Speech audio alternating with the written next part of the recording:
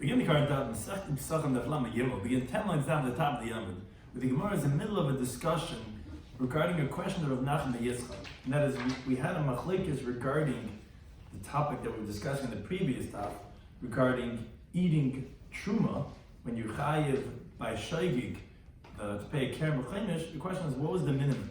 Was it that of a kizayis or that of a shabbat pruta? So in Abba Shol that we said Shabbat Pruta, but Papa had attempted to say that he holds actually you need not only Shabbat Pruta but also Kizayis. The Gemara showed that Rav Papa himself retracted because we had a contradiction in a brisa itself regarding what is Mocham or Shar mitzvahs that have Karis or that of Me'ilah as Mitzvah Shemayim. It seems to contradict in and of itself. And the first interpretation of the Gemara said an interpretation that by Me'ilah, Yechayiv and Misa even Pachas Mekizayis, and Rav Papa said the difficulty on that interpretation, that what do you mean learn Me'ilah from Truma itself is Kizayis, he says, what do you mean? Maybe it's like a Bashal that doesn't require Kizayis, which only requires Shabbat Pruta. So you see he himself retracted and said in Abashal that all you require Shabbat Pruta, not both. But once we introduce that, so then in Talmudic style, we're going to go and try to give different resolutions for that brisa, which we had introduced only because of, we were showing Afra Papa. Appreciate everyone joining us for today's daf. Some of the things we can discuss in today's daf is, as we mentioned, that brisa that seems to indicate that Mitzvah Shemayim is more severe than Karas, but that contradicts that the brisa itself says that actually Karas is more severe. Then the Gemara gets into a discussion, any way to draw tahar wine out of tummy grapes. Is it possible to get tahar wine out of tummy grapes? So in Keaton's account, we discussed in today's daf on Misasik, which when you're engaged in one activity, you totally absent-mindedly do something else. Loi v'loi la'oroi, which tells us when you give titan loi, when you give to the kain truma, has to be for him and not for his fire. Has to be that of tar, not tamea. And shirah and the currently Yisrael is the fact that truma is called rashis, and it has to be that it's a rashis, it's the beginning, and that there's remnants that are recognizable to a Yisrael that he could eat the leftovers. So again, as we mentioned from the previous stuff, that first indicated, we were talking about is there a carbon for the mazid by a me'ilah. So the brisa says, it says a pasuk. It says b'chat ba. It tells you bishkaga prat lamazid. That when you do it, b'chat bishkaga tells you prat lamazid. So the question was, why do you need a kabel chaimer? If by other mitzvahs where there's a punishment of cars and you do b'mezid, you're not chayav a carbon, even though cars are more severe, for sure by me'ilah, which only means that they shemayim when you do b'mezid, for sure you're not going to be chayav a carbon. The thing is, but then the brisa says back, but wait a second, maybe I'll tell you only by other mitzvahs where it's only chayav cars, then you're not chayav a carbon. But by me'ilah, where it's mitzvah shemayim, over there when you do b'mezid, maybe you would be chayav a carbon. That sounds like mitzvah shemayim is more severe. That was the difficulty in the brisa itself. So in the previous daf, we brought Rabbi Barava's answer that says, yeah, you're right. Karas is more severe than Misa Shemayim. So what are we saying that that's why you need a pasuk b'chat b'shkog to exclude Meizid by Me'ilah to say that you're not going to be chayav a carbon? Is because on one level this Me'ilah is more severe because it's even pachas mikazayis. And that's what we got into discussion. How could it be pachas mikazayis? Where you know Me'ilah from? That this Misa, you know it as Rebbe learns that from Truma. And Truma itself has to be mikazayis. How can be less?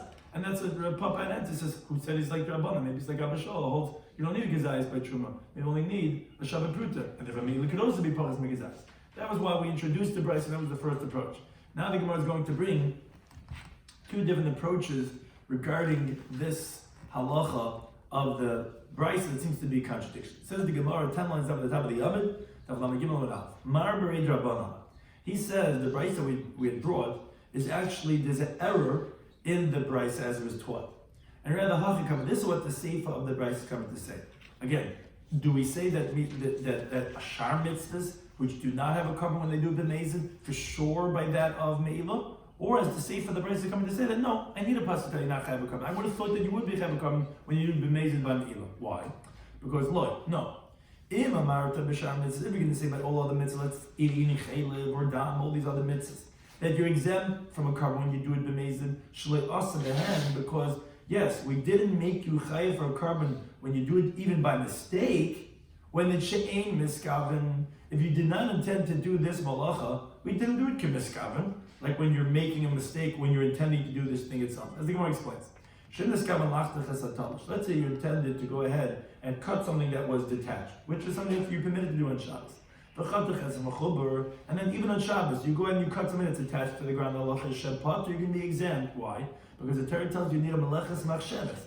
You have to intend to go ahead and cut this thing that's attached. Now, as Rashi points out, you are a shoygig, because you don't know that it's Shabbos, or you don't know that this malach is forbidden, but it has to be that you're intending to do this thing. Then you're going to be chayav for a carbon. But if you're ein miskaven, then you're not chayav a carbon. Oh, so how? So that's why you're not chayav a carbon when you do the b'mezid, because you see it's more lenient. What are you going to say? Let's say your intention was to warm yourself up with those shearlings of wool that are chulin, that are unconsecrated. And you end up warming yourself up with the shearings of the wool of a carbon oila. For example, let's say in front of a person was 2 shearings of wool. One was chulin, one was carbon oila. Now he intended to take the one of chulin, and his hand went on the one that is oila. Now he recognized which one's oila, which one's chulin. It's just that he was looking somewhere else. And that is where he's not intending to do this action. The halacha is shamo. He has committed me'ilah and he's chayiv for me'ilah because the Torah tells you b'chata b'shkaga. If he sinned by mistake, whatever the mistake is, there's no miyut to say of ein miskaven like we say by Shabbos that it has to be lex Shabbos. Oh, so therefore I would have thought to say that you can be chayiv a carbon even by memezid. Because in contrast by other mitzvahs, which is shachata ba, that if you sin in it, the Gemara excludes elsewhere that that's regarding masasik. Where if you're engaged in one thing and by mistake you do something else, by Shar Mitzvah not going to be chayiv.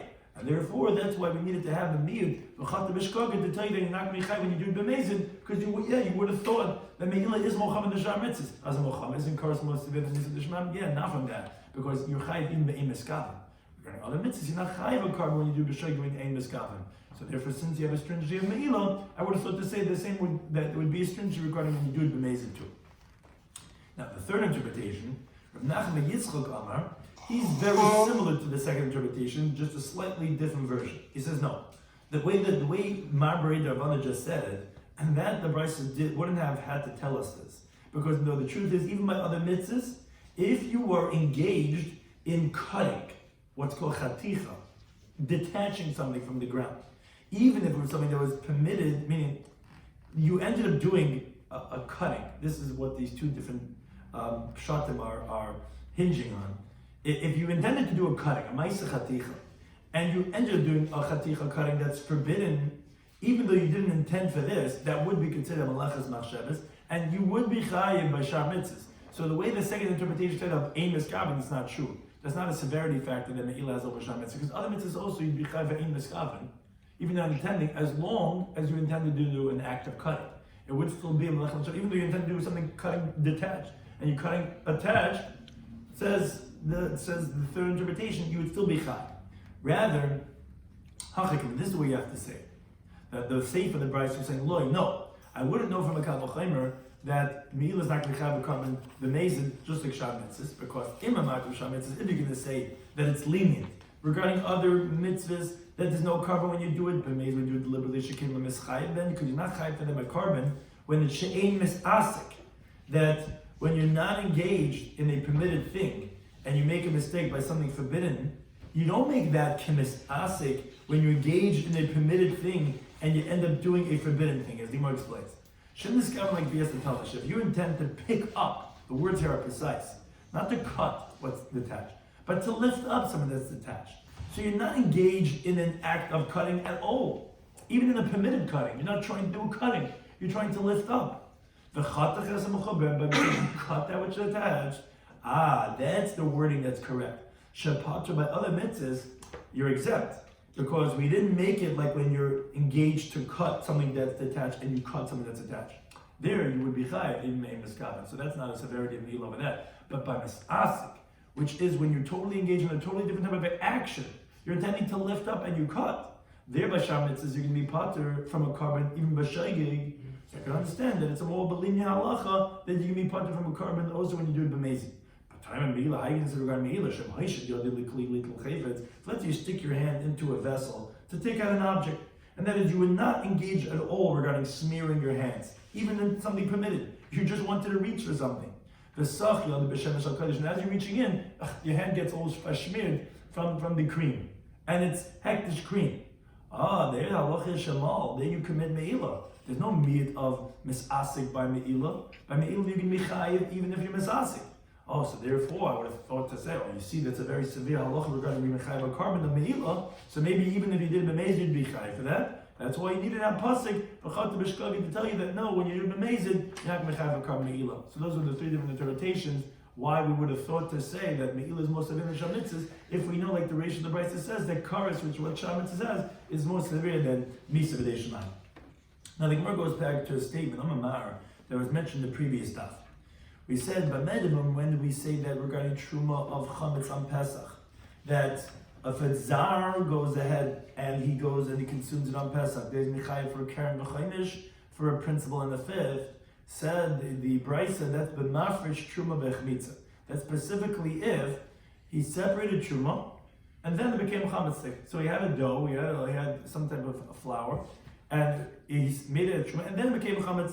That's where we're saying that, okay, that's where there's going to be machlekes regarding the liability of a zar if he's chayav for the Karen and the Chaynish.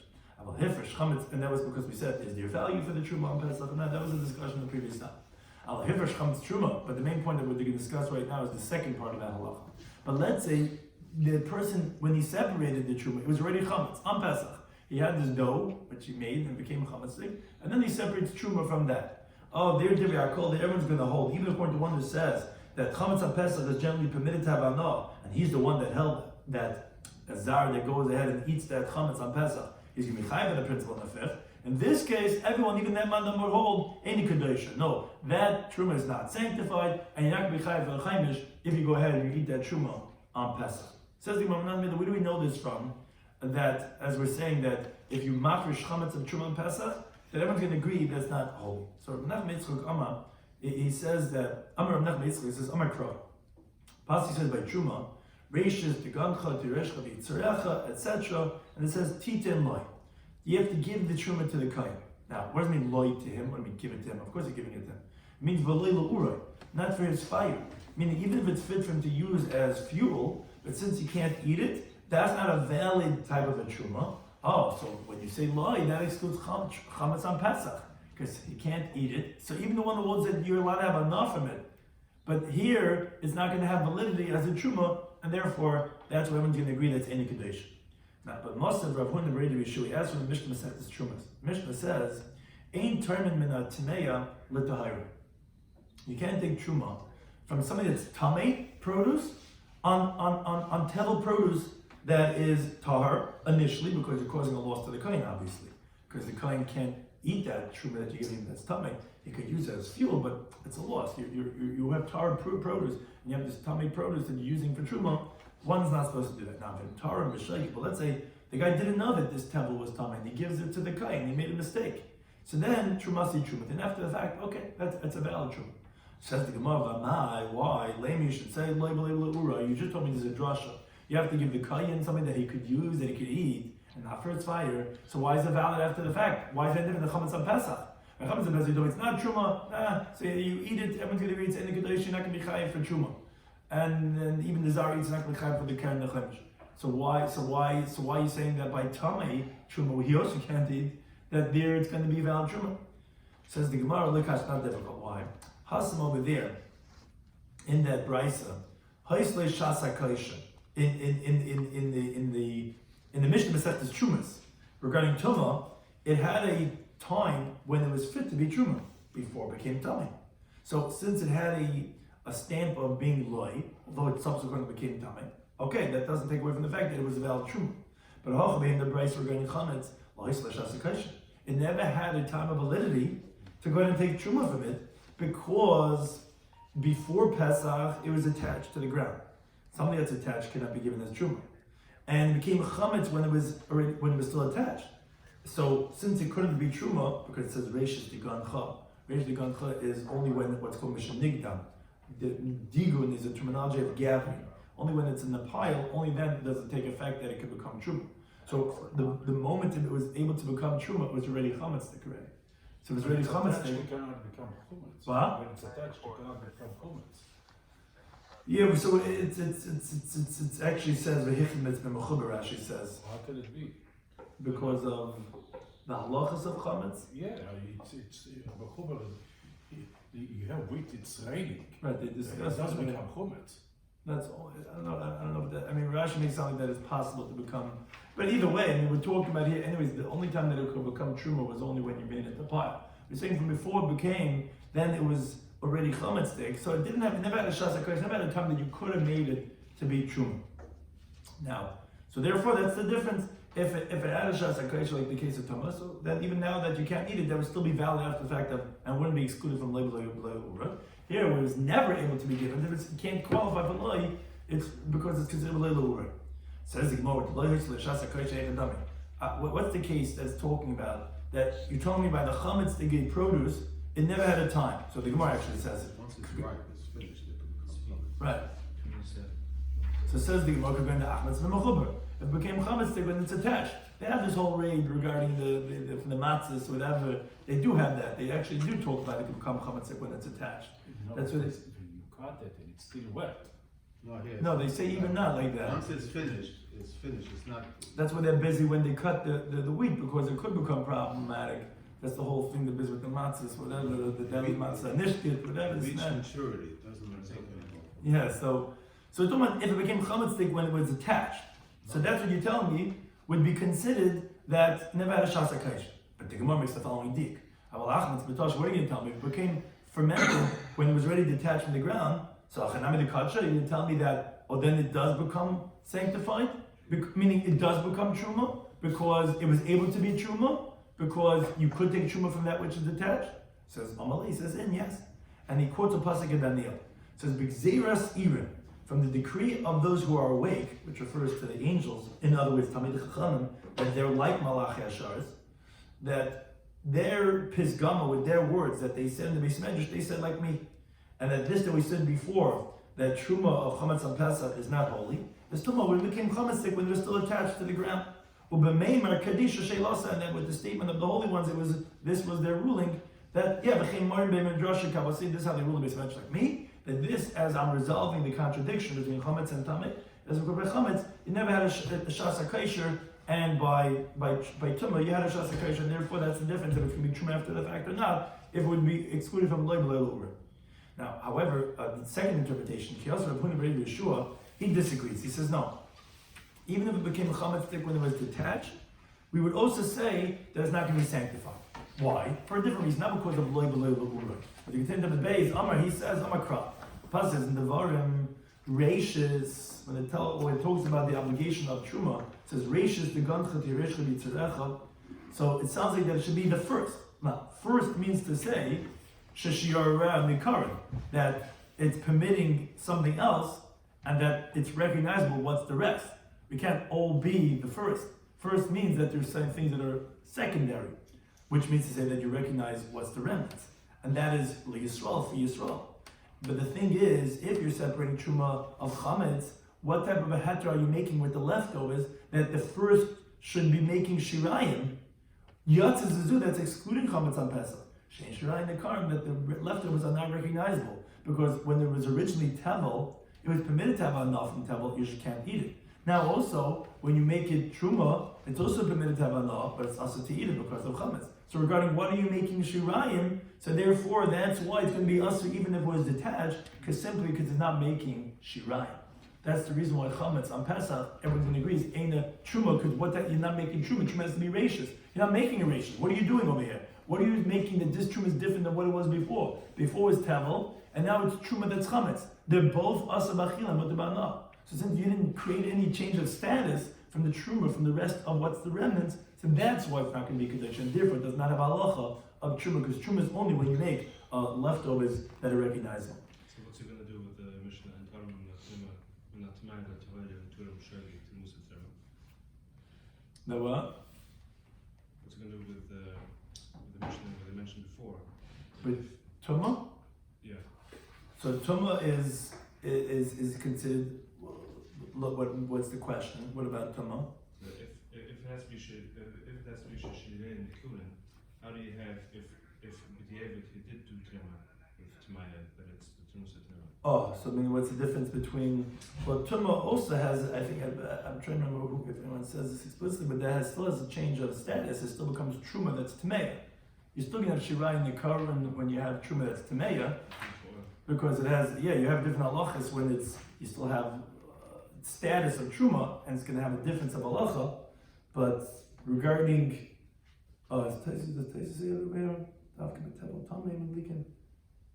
I'm trying to remember if this is what Taisus says over here. But Al Kapon, there is a difference of the status, but here, by Chametz HaPesach, there's no difference in status, and therefore it's not going to make a difference. Now the Gemara continues with the teaching of Rabbi Yechanan that in the continuation of the discussion is going to relate back to the previous brisa that we had from the previous daf. It says the Gemara like this: Yasser Rav Acha bar Rav Abya Kamed Rav Chizda. The Yasser Amma Mishmein Rabbi Yechanan is sitting saying in the name of Rabbi Yechanan the following halacha: Anavim shenitmu, regarding grapes that became tamei. Darchen pachas mikebeh. So what you do is you squeeze these tamei grapes less than an egg size at a time. And the reason for this is because less than the egg size of a food item that's tamei cannot contaminate other things. There's a whole discussion, Taisus and Rashi regarding could it become tamei, but it definitely cannot be matame other things when it's less than the kabeh. So what you do is if you have these tamei grapes, so squeeze out less than the egg size at a time, beginning kashim l'sachim, and then the wine that comes out, it's even kashim to be as the wine libations on the base of Mikdash because it does not become tamei, because it's less than a tamei item of a kabeh. Now, says the Gemara, obviously we see Rabbi Yechanan holds mashkin that liquids of a fruit are mifkid pekidi. They're only deposited inside the skin, and they're not considered attached to the grape. It's like as if in a vessel. So when the grape peel became tamei, the liquid inside did not become tamei of tumas eichlin of the grape, because it's not considered an eichel like the grape itself, because it's not considered part of the grape. Now, moreover, so why did you say it has at least a tummy of the what's called tumas mashkin of a beverage? No, that it doesn't have either, because although a mashka is makabel tuma in a minute amount, but it's not considered a mashka when it's still inside the grape skin. And why doesn't it combine with all the other grapes? No, because it's not touching the other liquids in all the other grapes. The grapes that you're doing separately are less than the kabeya, so therefore the grape juice is not becoming tamei, because it's not considered part of the grape, it's just deposited in the grape, but it's not absorbed in the grape, and therefore when you're going to squeeze it out and it's going to finally come out and be a mashka, well then you don't have a grape the size of a kabeya to be matamet, because you're doing less than a kabeya at a time. Says Gemara, le'emish kamatame, so that when the liquid's going to become tamet, when you're squeezing it out, that's when the juice is going to be touching all the grapes together that you're squeezing at a time. When you're squeezing it out, less shiur. You don't have the measurement because we said that the grape skins don't have the size of an egg to contaminate, because we said you're squeezing less than an egg size of grapes at a time. So you take a bunch of grapes, as long as they're less than the kabeya, the grape juice, the wine will remain taut. Says the Gemara, well, if that's the case, then why are you saying specifically you have to squeeze them out less than the kabeya? Kabeya nami. What do I mean? Even if you squeeze even the size of an egg, the moment the first drop of juice comes out, you don't have a kabeya anymore. And we actually found this in the Mishnah that says the same idea. The Mishnah Torah says, tummy mess. Someone became tummy from touching a dead person. Then that person, who was by Levi, whatever, he touched a dead person, and now he squeezes out olives and grapes. If it's kabeya mechuvenis, it'd be squeezing it exactly that of the size of an egg, tahirin. So those things that come out are going to be tar. Now, the Mishnah Masechtas Taras actually concludes and explains, as long as the tummy mist does not touch the juice that's coming out, obviously. Moreover, it's talking about where he's squeezing it with what's called pshuti kliyetz, flat wooden vessel, which does not contaminate. And there's no tumas mashka over here, only the skin of the grapes that the tummy person is touching before and with his hands, because for that he wasn't careful. He's only careful regarding when the liquid comes out. Now, when the liquid touches the grape skin, it already doesn't have the measurement of a kabeya. Now, actually, the Mishnah over there explicitly says, but if let's say it was more than the shiur of a kabeya, just even by a little bit, then the grape juice would be tamei, because since the first drop comes out, now there's still that of a kabeya because it had more than a kabeya. Now the drop becomes tamei from the grapes the size of a kabeya, because you still have that amount of eichel of a kabeya. Now, although Rashi points out an obvious question, that the liquid inside is not considered part of the food item, so how are you having a shiur of an eichel of a kabeya if the grape juice inside is not part? So that Rashi says actually it's mashlim the shiur. It is considered, it's not going to be part of the grape for the laws of becoming tamei, but it will complete the measurement of being an eichel of a kabeya, And therefore it will contaminate that first drop of juice, because if you think about it, obviously if that's the amount that you have and the juice inside, you're using it as part of that, that's considered part of it for the shiur of Tumas Eichlon to be mashlim the shiur being matama the mashkin. So if it was more than a kabeya, it would be a problem. But exactly a kabeya we see is tahirin. So why does Rabbi Yechon have to tell me only when it's less than a kabeya? Say a shiur of a kabeya exactly. Says the Gemara, no, hasma within Mishnah is the of it. If it was done that you squeezed out even out of a kabeya, okay, then we're going to say that it's going to be tar. But here we're talking about initially, if someone comes to ask us what you should do, we tell them, look, if you want to maintain the grape juice's tahara, squeeze it less than a kabeya at a time, but not as a kabeya. Why? As a concern, because you might do more than a kabeya, even by a small amount, and that small margin of error from the first drop that comes out, there's still a shiur and eichel of a kabeya. Then that drop's going to become tummy, and then it's going to mix with all the other mashkin, and all the other liquids going to become tummy. So therefore, for the margin of error, he says no, less than the kabeya. But you're right. After the fact, it was done exactly as a kabeya. It would be okay because the moment the first drop comes out, you really don't have the shiur of a kabeya. Now that was Rabbi Yechon, but only Rav Chizda. So this teaching of Rabbi Yechon was being said over by Rav Acha, by Rav Avi, who was in front of Rav Chizda, saying over this teaching of his Rebbe of Rabbi Yechon. Rav Chizda says to Rav Acha, it says, Matzai Islach Rabbi Yechon Rabbah. Who's going to listen to you and to your teacher Rabbi Yechon? But the tumah that's in them, that the liquids were already cobbled together with the food item when the grapes became tummy, that the grape juice also became tummy with them. Where to go? What do you mean? How can you say that the grape juice is tar? The tumah that it had, where to go? What does that mean? What do you mean tumah that it had? I thought it doesn't get tummy. Says the Gemara. Obviously you see Rav Chizda holds. Mashkin mivlebli. No, the liquids of a grape, of an olive, are absorbed in the food item, in the walls of the fruit. And it's considered attached, and it's part of the fruit, and therefore it becomes tamei with the grape, with the olive. But even the tamei le'ochla, so once the food item becomes tamei, the tamei le'mashkin, so the liquids automatically become tamei, and therefore it's going to be possible from the sachin, because it does become tamei.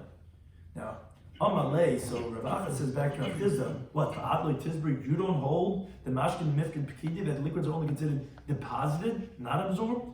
But what's not, we learn within that same Mishnah over there, the tummy mess, the tummy person, they squeeze out olives and grapes, it's exactly like that of an olive, Tyron's going to be tar. So it says Rav Acha like this, if you say that the juice is deposited, that's why it's going to be tar, and that's like we explained before. The reason why it's going to be tar, although the fruit is tummy, because the moment you squeeze it out, the juice is coming out is already less, and you see that's not becoming tummy. But if you say they absorb, so then am I tar? Why are they tar? You tell me that when the grapes became tummy, when the tamei touched it, even though he didn't touch the mashka, you tell me it's part of the grapes, so it automatically became tummy. So if that's the case, so why is it tar? So Amalei, so Chizah said to him, "No, my skin. What are we talking about over here in that Mishnah Masechtas Tires? Is banavim shalad hukshu. We're talking about the grapes that never became susceptible to tummy, because a solid could only become tummy when it comes in contact with one of the 7 types of liquids. La'emes miskashri. When does this grape become hokshel kabel toma? L'chisach, only when you squeeze it out, then the juice is going to come out, and then now it's coming in contact with one of the 7 liquids. Kisach, when you're squeezing it out, batzla shiur, you already have less than the measurement. And when he touches the dried fruit, and then he puts it in the press, it doesn't have the shiur to be mekabel toma. And he's careful from touching the liquid, like the price explicitly says, that as long as he doesn't touch the place of the liquid. And that's why it's not going to become tamei, because it wasn't hokshel kabel toma. And it's only when it comes out. When it comes out, it's already too late. It's already less than that. And as the Gemara says, because if you don't say this, then liquids are absorbed and they become tamei. Rather, like you try to say that it's only deposited and it does not become tamei when something tamei touches the food item. Then what do you do with Hadar Tanya? This is why we brought this in. It relates to the Bryce in the previous Daf.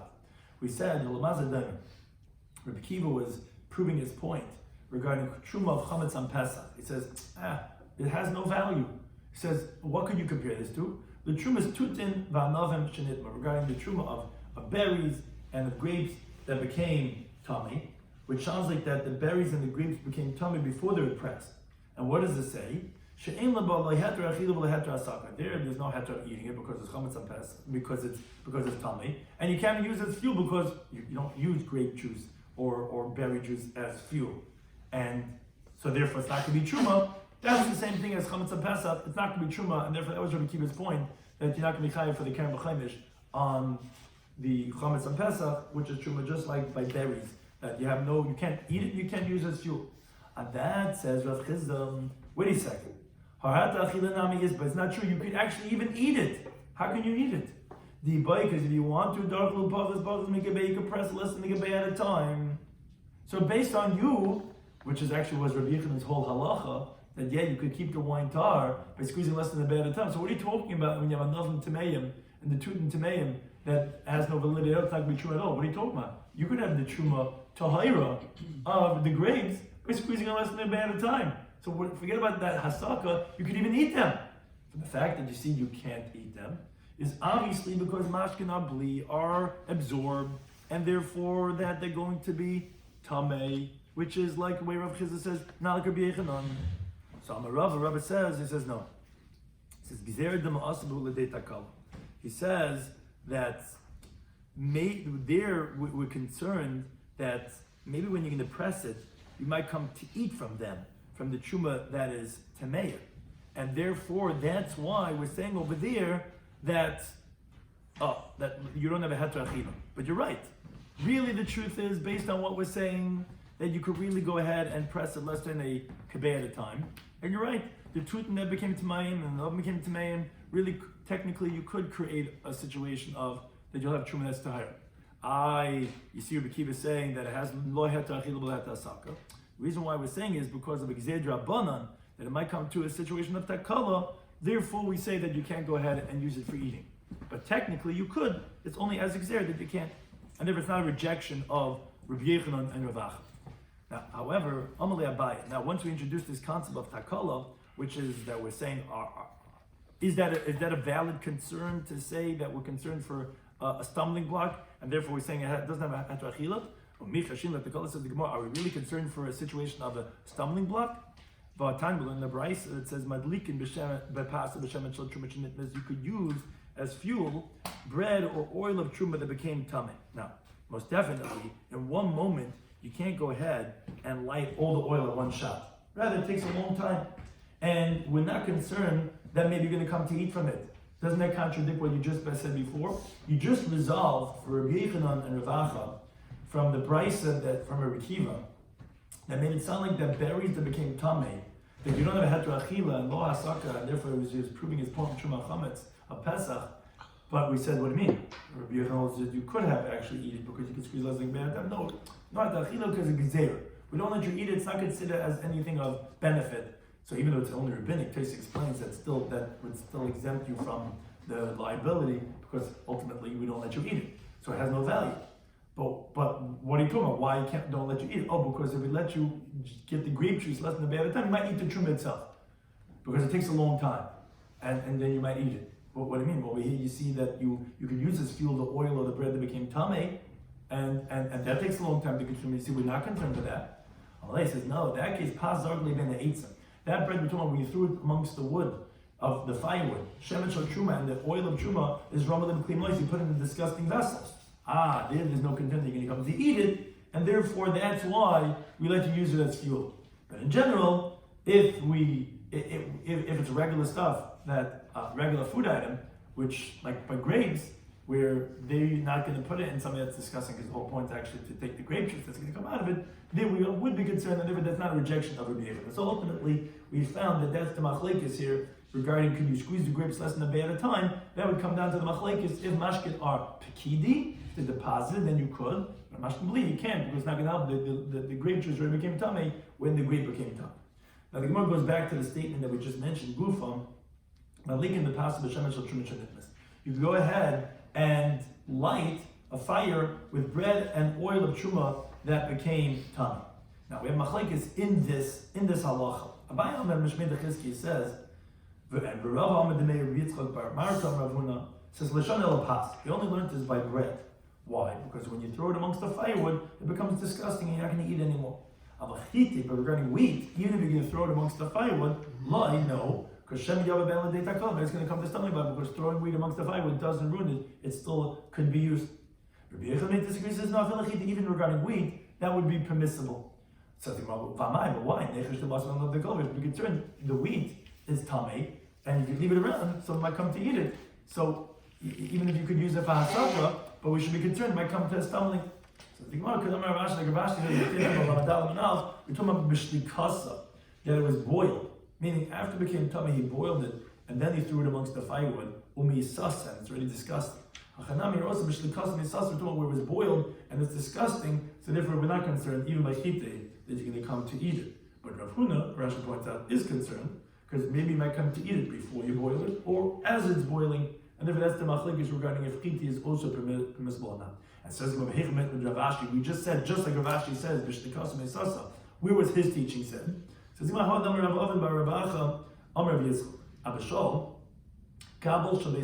was the kneader of the dough of Rebbe's house. And he would heat up a fire, in the wheat of truma that became tummy. Meaning they would buy from Khan for cheap because Khan can't eat the truma that's become tummy. You could use it as fuel. So they would get it at a cheap rate, and to make the fires, in other words, even though Rebbe ate his chulin in the state of tahara, he wasn't concerned that maybe the dough is going to touch these wheat that became tummy, and the reason for that is because the kernels of wheat that they're using as fuel already lost its status as a food item, and therefore it's not going to make it tummy. Says why? We should be concerned that it's going to come to be a stumbling block. You're using these wheats as fuel, it might come to eat it. Says Ravashi says no, it was boiled and it's disgusting, and therefore there's no concern about coming to eat it, and therefore the Abishal bought those wheat kernels to use as the fuel for the fires of the chulin of Rebbe. And again, that's what we said over here too. That's why it's not that on Rabbi Yechanan that says that you could even use the chita or stone amongst the firewood, because although that generally something that doesn't become disgusting, but it could become disgusting. So what we discussed in today's daf in Pesachim Daf Lamed Gimel was another answer regarding the contradiction of the brayso. That what it sounds like from the beginning of the brayso that the chorus of other mitzvahs is mochamer. And the end of the brayso sounds like that the misa b'dei shemayim of meila is mochamer. How do we resolve that? So the next two answers, which are very similar, is no. Yeah, but there's a chomer by meila where we even make ein miskaven like miskaven.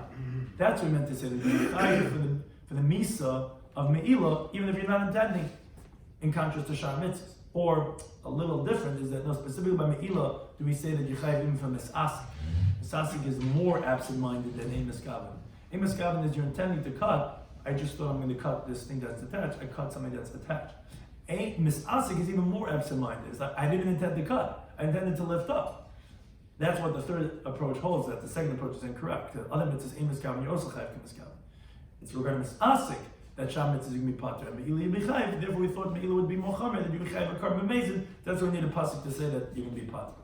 Now that same brayso, and we had mentioned not that same brayso, different brayso on the previous daf said, but if you mafresh chametz of truma, meaning as your mafresh it's already chametzik, everyone agrees, even Rabbi Shloimy holds that the truma that's permitted to have on chametz on Pesach that you can be chayiv. Here you would agree that you're not going to be chayiv. It's not even truma at all. It's not kiddush. Why? So one interpretation says because it says in the pasuk titin lo, you have to give it to the kohen, means to him and not to the fire. Here where it's chametz on Pesach, you can't make it into truma. Truma is only when it's light. Here when it's already not fit for him because chametz on Pesach, he can't eat it. So although he could have enough of it, but that's le'ura.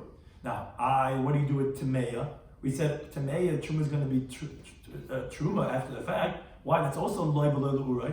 No, because there, by Tuma, had a shasa kaisha. Before it became Tameh, it had validity. And you're right. Here, if it became chametzik when it was detached, it also would be sanctified. Here we're talking about where it became chametzik only when it was attached, where it never had a moment of being valid Truma, that would be excluded from loy below le'ura. But the second approach says, no, it's even if it became chametzik when it was detached. But when you're taking truma of chametz on Pesach, truma has to be called reishis, which means say that there's recognition of the leftovers. Here there's no recognition of leftovers because originally it was tevel, which was permitted hana and asmachila, and now the truma is also permitted hana and asmachila. So therefore there's no change in status whatsoever. So therefore that doesn't make it into truma, and that's why it's going to be excluded. Rabbi Yechanan mentioned the following halacha: grapes that became tamei. He says, you know what you do? You press it less than the kebeya at a time. Oh, why? Because those liquids are what's called mifkat kidi, they're positive. So it's not considered part of the grape. So it didn't become tum when the grape became tum. When you squeeze out the grape, you never had a shear of a tummy item being matame, the grapes. Now what's with exactly that of a kabeya? That also the moment you squeeze out, it's less. He says you're right, but that's a gzeira because of when you might come to do more than the kibbeya, that margin of error, and then it is going to make the whole grape juice tummy. Rav Chisda says no, liquids are considered absorbed. The moment the food item, the grape becomes tummy, the liquids also become tummy. So it's not going to help the squeezing less than the kibbeya at a time. We have a case of a tamei mace that squeezed out exactly the size of the kibbeya, and we said it's going to be tar. But says tar, how could it be tar? Doesn't it become tummy together with the grapes? Yeah, but there's another variable over here. The grapes didn't become hochshla kabel tum. It didn't come in contact with the liquid. When does it come in when does it become hochshla? When you squeeze out the grapes, then the juice is going to be touching the grape juice. It's exactly a beya. The moment you squeeze out, it didn't have a food item of that of a kabeya because you already squeezed out the grape juice, and that's only when it becomes hochshla, and then it's not going to be able to make it tamei. There's a whole discussion. It becomes tamei less than that, but it doesn't become hochshla less than that. But be that as it may, it's not going to be either hochshla or it's not going to become tamei when that's less than that shit. Also, there's no raya to Rav Chisda that it's absorbed from the fact that we find by truma of berries that became tamei, that we say, Rabbi Shloimy says, there's no heter b'achila, there's no heter b'asaka, there's nothing you can do with it. What do you mean? What do you mean? I thought you could press it less than the kibbeya at a time. And then you do have a heter b'achila, because there's a way to get truma taira from that. No, you're right, according to the mandama that holds of bli, but it's not true. Even the mandama mifkid pkidi, we can say it's a gezeir. Because if we let you do that with the berries at a tummy and squeeze out less than a kibbeya at a time, then you might come to a takala, and you might come to eat the actual truma itself. Then we say, no, you can't do this. What are we not considering for a takala? Because we find that you could light the oil and the bread of truma that became tummy, and that takes a long time. No, it's wrong when you throw it between the woods or in a disgusting vessel, you're not going to come to eat it. But generally, we are concerned about takala. And then the Gemara Machlekes says even regarding the chiti itself, regarding wheat. And we say that, mandama holds that even there it's going to be permitted. We're not concerned with the kala, because if you boil it, it becomes disgusting, and therefore that's how Rabbi Yechon holds. Even there we wouldn't be concerned. I think it's for any time.